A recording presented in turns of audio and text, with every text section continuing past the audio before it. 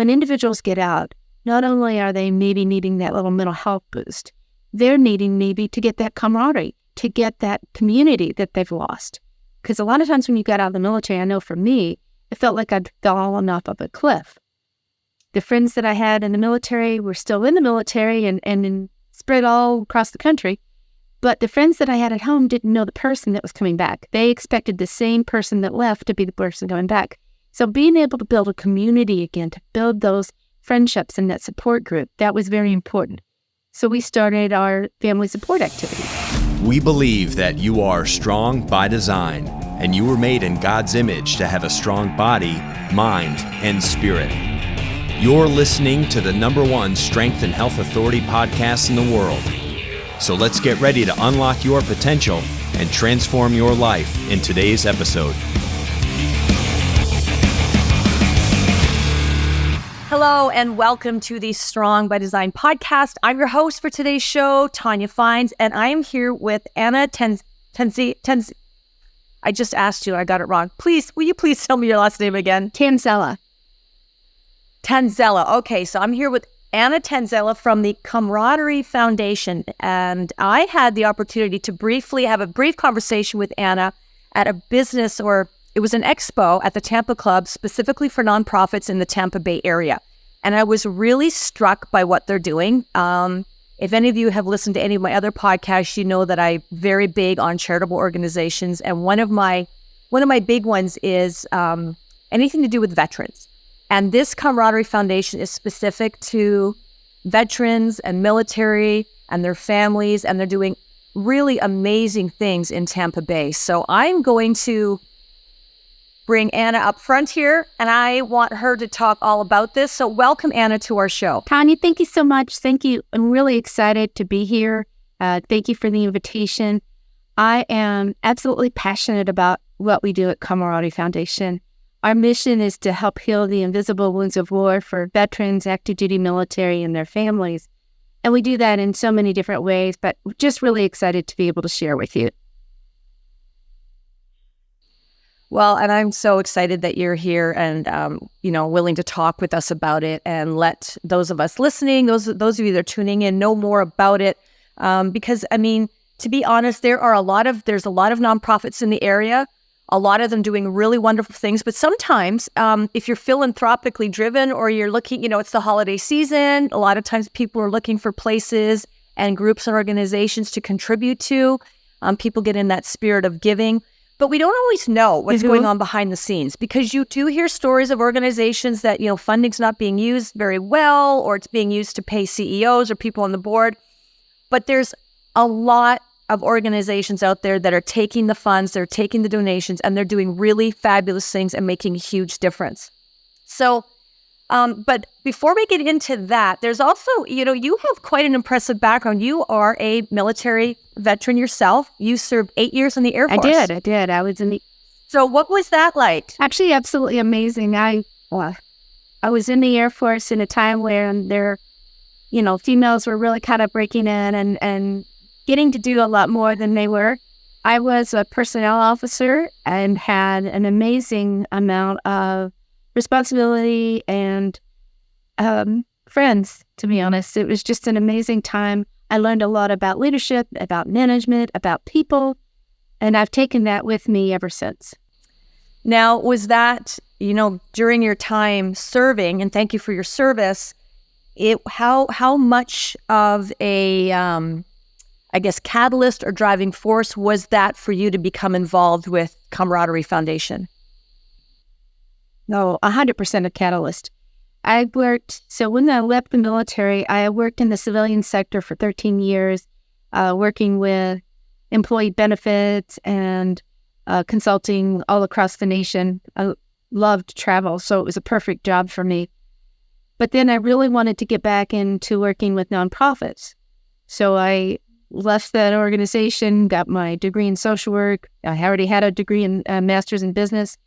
So went into working with adults that had intellectual and developmental disabilities, but I just had that heart to get back to work with veterans. When I moved to Florida 8 years ago, I knew that's what I wanted. I came down here, I didn't have a job, I didn't have a path other than, maybe I'll try out the VA. But when I decided and looked at that and decided it really wasn't for me, really within a couple of weeks, I felt like I was led to find Camaraderie Foundation. Through a small posting on Edith Bush Foundation, I found that, and then I've been here ever since. That's amazing. So you've been with them since 2016, that's correct? Straight. Wow, so 7 years. Okay, so let's, for the sake of those who aren't familiar with Camaraderie Foundation and what it is, I mean, you've told us the mission statement, but can you tell us more about what all you provide? Because I had time over the weekend to look at your website, and you do provide a lot of services. This isn't just veterans or their families, active and no longer active military coming in and looking or needing, one specific thing, or you do a lot. And I think it would really benefit the listeners for you to talk a little bit about the huge scope of what you provide and what you do for veterans, active, non-active, and their families. Yeah, absolutely. Our biggest mission is to provide counseling services for veterans, active duty military, and their families. When we're looking at veterans, we're not looking at just those individuals that have an honorable discharge. We're looking at anybody that's ever served with a DD-214. Because one of the things that we do know is that individuals sometimes have received a bad conduct discharge or less than honorable discharge because they have some underlying issues, some underlying mental health issues. And so being able to help them even past that service, that's very important. But it's not just that individual, it's their entire family unit. And when we look at that, it's everywhere from the 4-year-old child that's mimicking dad's PTSD behaviors to the grandparent who is a caregiver or a friend that has been in that support circle that's been that individual. So everybody in between. We don't really hold a definition of that true nuclear family. It's who was ever in that individual support circle. Now, we started that. That was the main goal of this organization. We only have 3 full-time staff. Everybody else is volunteers or the 650 counselors that we have that are contracted with us all across the nation. That's what makes us mighty. But because we started that mission, we started seeing other things that needed to happen. Because not only when individuals get out, not only are they maybe needing that little mental health boost, they're needing maybe to get that camaraderie, to get that community that they've lost. Because a lot of times when you got out of the military, I know for me, it felt like I'd fallen off of a cliff. The friends that I had in the military were still in the military and spread all across the country. But the friends that I had at home didn't know the person that was coming back. They expected the same person that left to be the person going back. So being able to build a community again, to build those friendships and that support group, that was very important. So we started our family support activities, which are the Family Fun Day and resource referrals and other things that, kind of like that mixed bag of everything else that needs to happen. Because we can't provide everything. But we've built a great network of individuals, of other nonprofits, that when somebody comes to me and, hey, they need housing or they need rental assistance, I know who to send them to. I don't just send them to a blank number and say, hey, just call this number. No, I can say, hey, call this number and talk to this person, and they can help you, or I can make that introduction for them. Those family fun days that we have, those are what really builds up that community. And it has a hidden purpose. So we're getting ready to have a huge one on December the 2nd at SeaWorld. And it's about to be able to build the connections and to build that community with an underlying agenda of when veterans get together. We're a stubborn breed. We don't like to ask for help. But if you get there and you're talking to other people that have had help, then maybe you're more likely to ask for help yourself. And then the last offshoot of what we decided to start doing is called our transition assistance. And it's the bulk of that is a mentor leadership program to help pair transitioning veterans with business leaders in the area to understand how to network, where to network, sometimes building confidence, sometimes helping build skills. It really kind of depends. And so that's kind of the last pedal of what we put on there. In a nutshell. Wow, that's a lot. I love when you were talking about the SeaWorld get-together, that event. Yeah. I love that. I love that the sort of not really hidden purpose, but the underlying agenda there is getting veterans that have or are getting help talking with other veterans. Because I think that is, I mean, that's massive insight into, the psyche and, how, like, I agree with you. I've been very fortunate since living in Tampa. I've been able to get involved with different veterans groups or just help out at different things and meet a lot. I have several friends now that are former military, and you are a very tough breed, a very proud breed. And it isn't easy for a lot of people to ask for help, but I think with veterans, there's this, they're supposed to be together and tough and have all their, there's really no problems. But what you talked about earlier in having gone away, having done the work and doing your tours and then coming back to life at home, that can be really tricky and really difficult to navigate, So I think that's really wonderful, the SeaWorld event. I think that's lovely. Can you talk a little bit about whether it's one particular or a couple, maybe stories or people that you can share without sharing private details, but share with us how your organization has helped them and sort of like some different, like, these stories of hope and inspiration? I have so many of those wonderful stories. It always amazes me whenever we go out and do some sort of tabling event or go out into the community, the people that come up and just share. Our case manager, Ruben Gonzalez, and we're both prior military. And I think we have this knack for getting people sometimes to just talk. So one of the individuals that we were able to help, he was a former Green Beret, seen a lot of combat. And when he came back, he couldn't go home. He just got in the car and started driving. He'd been on 15 deployment. It was his 15th one coming back. He couldn't go home. He just kept driving and driving and driving until his family and friends asked him to call us. And we were able to have him drive to one of our counselors. That counselor got out and met him at his car to start a therapy session. That one just blows me away every time I think about it. But I think one of the very first stories that hit my heart as much is the 4-year-old child. There's a 4-year-old little girl that was mimicking her dad's PTSD behaviors in preschool. The preschool teacher knew about us and talked to the mom. And the mom then reached out to us, and we were able to get that child help. But because that child was getting help and the dad started seeing the difference, dad came to us for help too. So we were able to help heal that whole family and make a difference. But sometimes it's in the small ways. Our mentor leadership program isn't meant to be a counseling program. It is meant to be a transition assistance, networking, building a community of support around your businesses, around who you want to be when you grow up. It's not meant to be counseling. After one of the classes, a gentleman who I knew had struggled in the past sent me the most emotional text message I think I've ever received. And it started out, "I just wanted to know you saved my life." And it went on from there to talk about his survivor's guilt and how he had gone from his suicide attempts to suicide ideations to, at the moment he got into the mentor leadership class, was really and truly thinking about suicide again.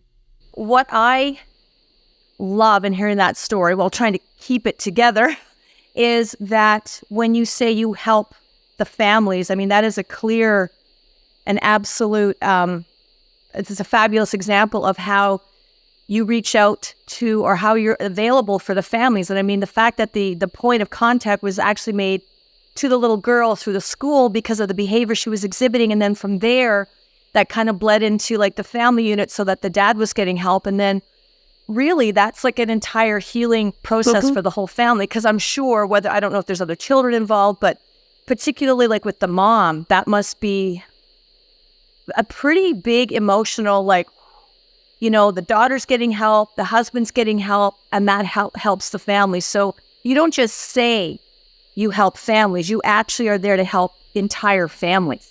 Yeah, I mean, some of the counseling requests for this year have been unbelievably high.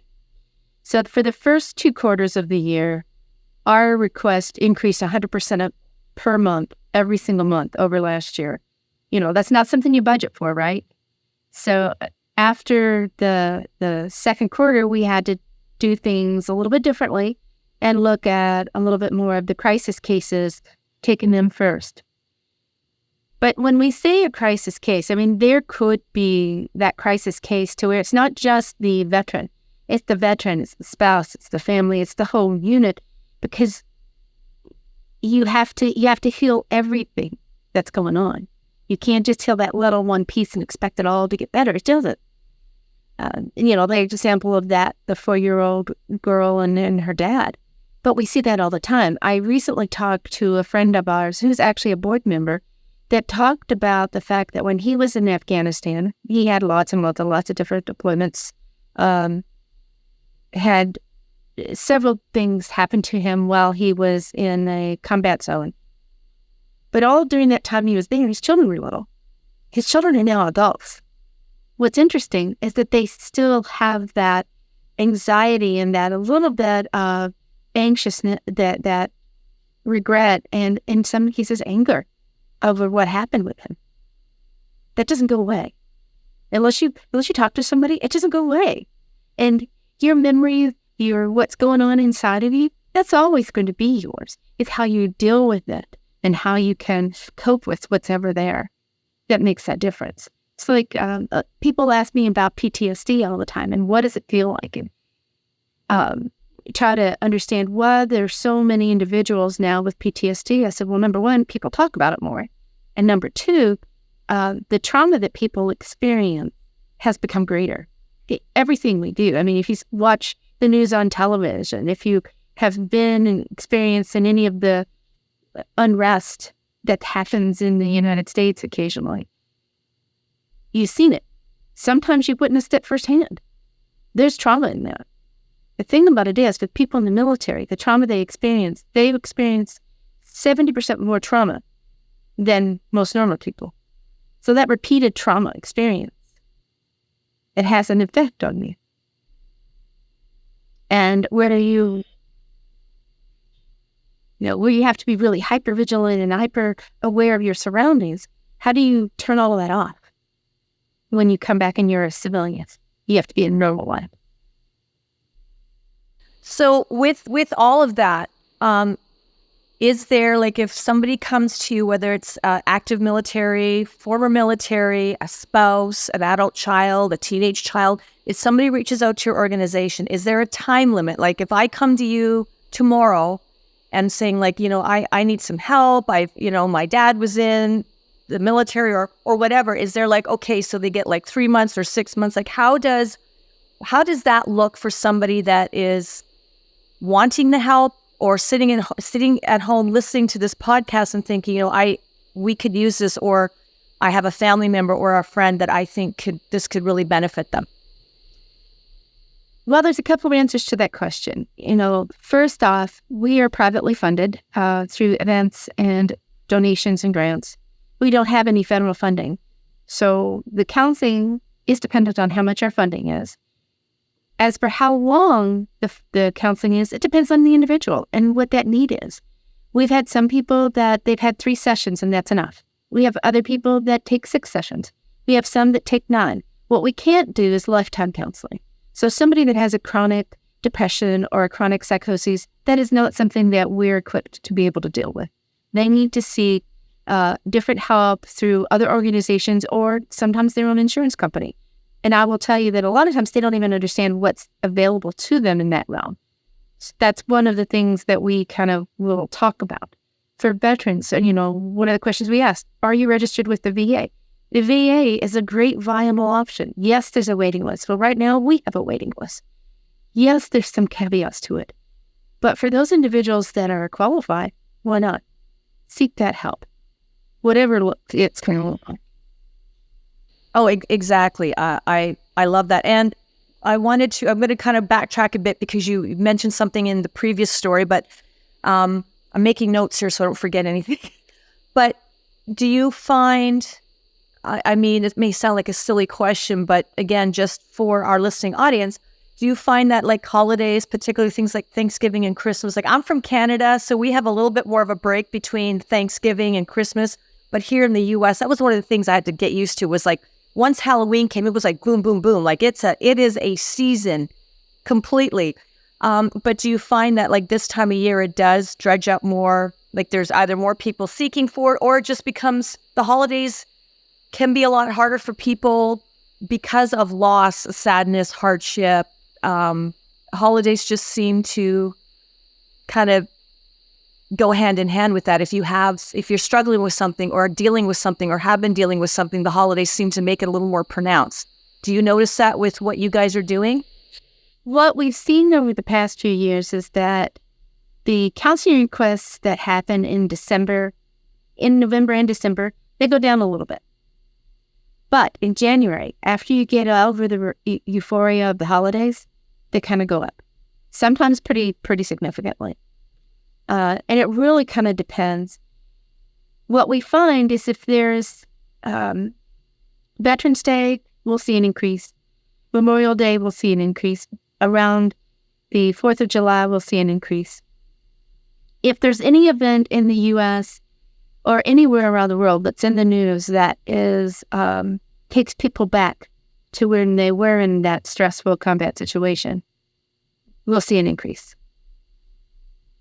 Any news? Okay. Yeah. Okay.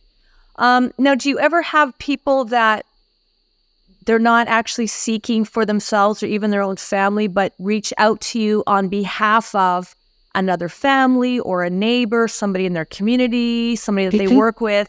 Do you ever have that? And then how, if you do, how do you deal with that? Because there's sort of that, there's kind of a fine line there, right? I would think like it'd be one thing to know somebody or see somebody struggling and want to help, hear about your organization, I think you guys would be great. But then how do you eloquently and delicately then reach out to that person without it becoming a situation, an unpleasant or an awkward situation? It kind of depends. We've had that experience before. And in some cases, the individual who is needing the help knows we might call. And, those are a lot easier. But the truth of the matter is they have to take that first step, because the very first step is to complete an application online so that our case managers can call and get the rest of the story. And if they don't take that first step, there's not a lot we can do. And we have in the past with individuals who are trying to seek help, if we know their past, we know maybe they have been suicidal in the past, that we do call about a wellness check, because legally we're required to. But the other piece of it is, this is all covered by HIPAA. And one of the things that we pride ourselves, and that individuals in both the active and veteran status, it's confidential. So whatever they tell us, we don't even tell their counselors about it. We let them share it with their counselors. We don't ask the counselors to send us records. All we ask them to do is to complete a survey before and after each session to tell us how they're doing. Because it doesn't help if we pay for this counseling and they're not getting any better. So we want to make sure that they're getting better. And that survey is what helps us know that. And if we see any dips in the survey, then we can call out and say, hey, we've seen this. What's going on? Do we need to look at a new counselor? Is some other trauma happened? Is there some other stressor that's happened that caused this dip?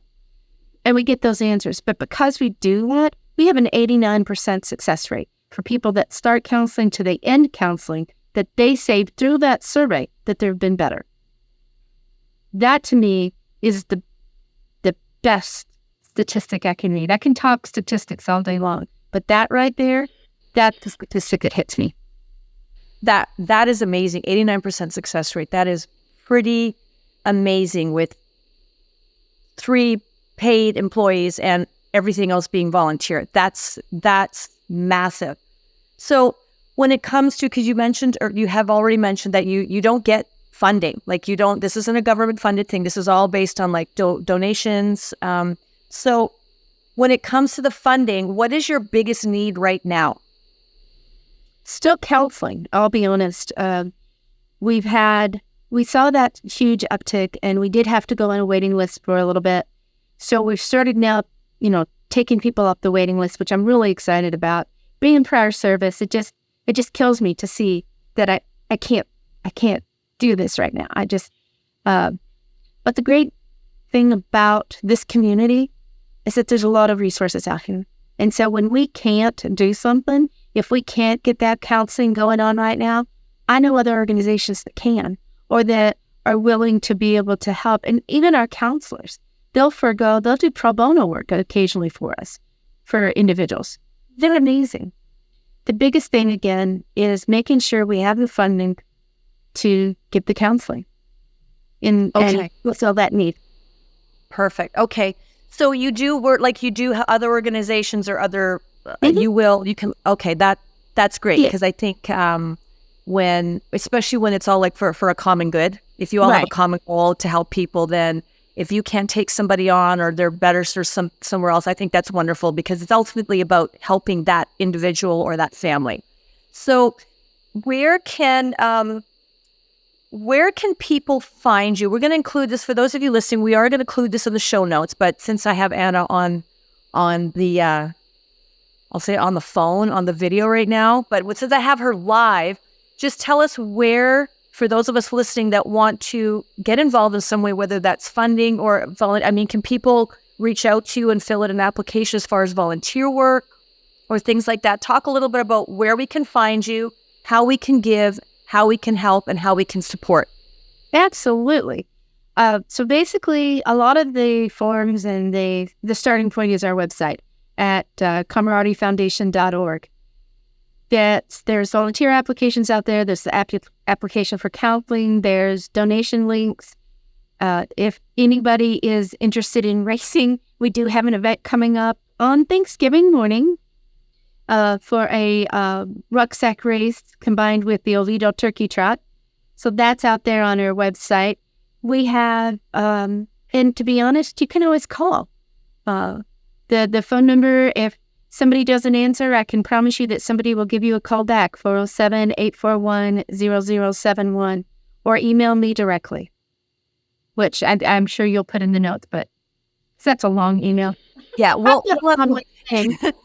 will. Yeah, don't worry. And if you didn't catch that number, if you're driving, listening, because I know I drive and listen to podcasts all the time, we are going to have all this information included in the show notes so people can certainly find you.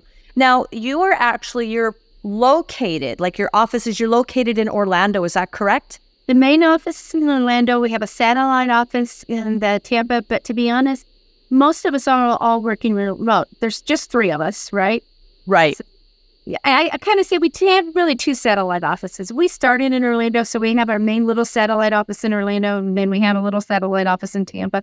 But we're all working remotely, and I always say I work wherever I am. Right. Now, are there any, because when I met you, you came down to Tampa for that event, so which was so nice to meet you. And I cannot remember the name of the gentleman that was with you, but I got to meet the 2 of you, which was really nice. Now, are there any plans to expand or open up more, I guess like with a lot of it being remote, it's not really necessary to have an office or an on-site facility, but some people still like to be able to walk into a building or know that for some reason there's this comfort level in knowing that there's a place. Any plans to expand or open up other offices or have other offices in other cities? That's definitely something that is that we've talked about in the past. We know that the most of our clients are from the Florida area. 47% of our clients, our counseling clients, are coming from the Tampa Bay area. Beyond that, the next highest percentage, other than other Florida regions, is Texas. So we've looked at what should we do? Where should we be in Texas if that's our next spot? But then after that, it's North Carolina. So we've kind of got those 3 hubs going. But to be honest, our clients are everywhere. Yeah. So having the remote access, it allows you to work with anybody, anywhere. So with that being said, have you ever been involved with or called to help somebody that is maybe overseas currently on active duty that needs help and support right now? Because I completely understand and can get that once people come home and it's time to transition back into normal life, how difficult that would be. But what about in the moment when the trauma, when all that stuff's happening? Can you work with or help people, or have you even been asked to? We have been asked to. We've actually helped. We've helped individuals in 48 different states and I think 4 countries now that have called us for assistance. A lot of the ones that are coming to us from other countries are individuals that are expats, and they're doing work in that country for one reason or the other. And they come to us and we get them counseling through telehealth. Most of the counseling that we do is face-to-face, which is why we have 650 some odd counselors all across the nation. And where we don't have a counselor, if somebody's wanting to see somebody face-to-face, we start working with that individual to find the counselor that they want and to have them contract with us. That's wonderful. I mean, I really, when I had the time to sit down and go through your website, it really got me in the feels for what you're doing with really a very small paid staff and relying so much on donations and outside support just to fund the projects and what you're doing, and how what you're doing really spiderwebs into I love how it spiderwebs into that family unit. The ability to have that awareness, or other people that can recognize, like going back to the 4-year-old girl, like recognizing something and then going, okay, this needs to be addressed. And then from there, it just growing from there. So you're providing a platform with massive healing potential for families, not just individuals, but families. And that, to me, when we heal, we help to heal individuals and then we help to heal families, we're really helping to heal our community, because ultimately these, everybody has a place and a purpose in our community, and we need to have them feeling good and happy and healed to do that. So I applaud, and I have massive respect for what you guys are doing. Thank you so much. Yes, Anna, I want to. I'm sorry. I just said it's an honor to serve. Well, thank you very much. So Anna, I want to thank you so much, so much for being on the show.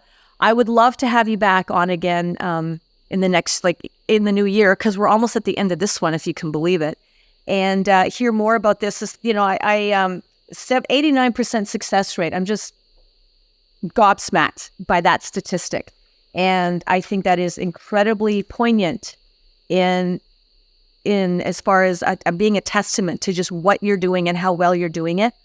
And with 47% of those in need being right here in our state, there's definitely a huge call to action by the rest of us to step up and support and help in any way that we can. And again, doesn't always have to be money, although money is something that is needed to fund these programs and to pay pay for things to happen so that they can happen. It's also just in showing up and being there. So volunteering is huge, and just being present and showing support and bringing attention to it. So thank you so much, Anna, for being on the show. And for those of you listening, please share this with friends and family. Share this with somebody that you think it could really benefit. Know that the Camaraderie Foundation is very easily accessible online. They have a fantastic website. All the information is there. Together we can heal families and heal our community. Thank you, Anna. Thank you, Again, Tonya.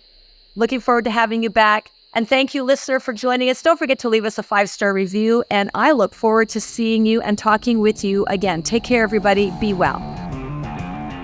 Thank you so much for listening to the Strong by Design podcast. If you found value in today's episode, please subscribe so that more people can find out about our show. Plus, you don't want to miss any future episodes with the amazing guests and topics we have lined up for you.